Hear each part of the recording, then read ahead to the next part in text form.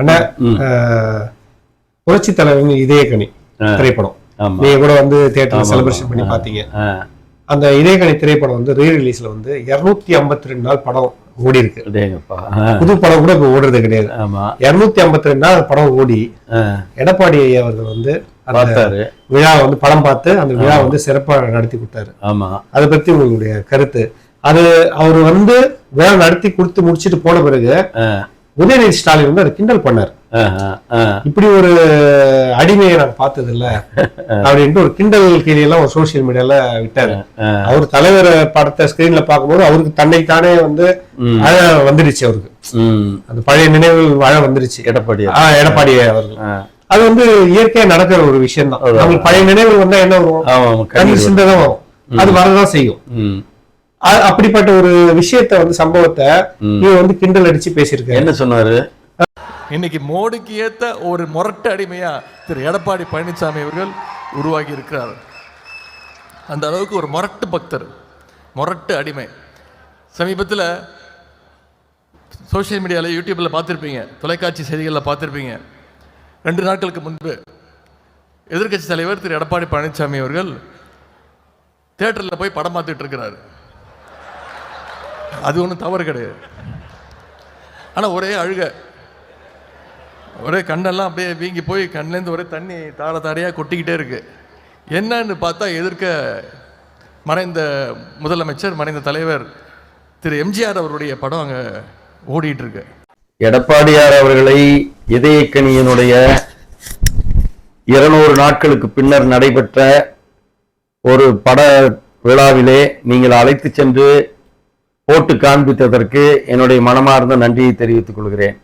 என்னை கூட ஒரு முறை இதயக்கனி விஜயன் அவர்கள் அங்கே அழைத்து சென்று பார்க்க வைத்தார். அப்பொழுது எழுந்திய கரகோஷத்தை பார்த்து நானே கூட அந்த நேரத்திலே உள்ளபடியே கண்ணீர் விட்டிருக்கிறேன். எங்கள் தலைவரை பார்த்து நாங்கள் அனுதாபப்பட்டு கண்ணீர் விடுவதிலே என்ன தப்பு இருக்கிறது?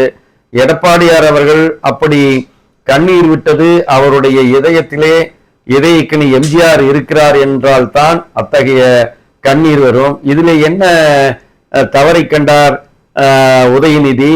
உதயநிதி வந்து தன்னுடைய வயதுக்கு மீறி தன்னுடைய எண்ணங்களை வெளியிடுவது அது அவர்களுடைய கட்சிக்கு ஒரு பலகீனமாகத்தான் முடியுமே ஒழிய எந்த விதமான நன்மையும் தராது. எடப்பாடியார் சொன்னதை போல என்னுடைய கட்சியின் அனுபவம் கூட உனக்கு வயது கிடையாது என்று ஒரு முறை சொன்னார். அப்படிப்பட்ட அந்த உதயநிதி அவர்கள் எதற்காக இப்படியெல்லாம் பேசிக்கொண்டு அவருடைய தந்தையார் பெயரையும் கெடுத்து திமுகவிற்கும் அது ஒரு சின்ன களங்கத்தை ஏற்படுத்தக்கூடிய அளவிற்கு நடந்து கொள்கிறார் என்று எனக்கு தெரியவில்லை. புரட்சித் தலைவர் எம்ஜிஆர் மீது எடப்பாடியார் வைத்திருக்கின்ற பாசத்தை, அன்பை கண்ணீர் மூலமாக அன்றைக்கு வெளிவரச் செய்த இதயக்கனியை ஓட்டி காட்டிய உங்கள் நண்பர்களுக்கு என்னுடைய நன்றியை தெரிவித்துக் கொள்கிறேன்.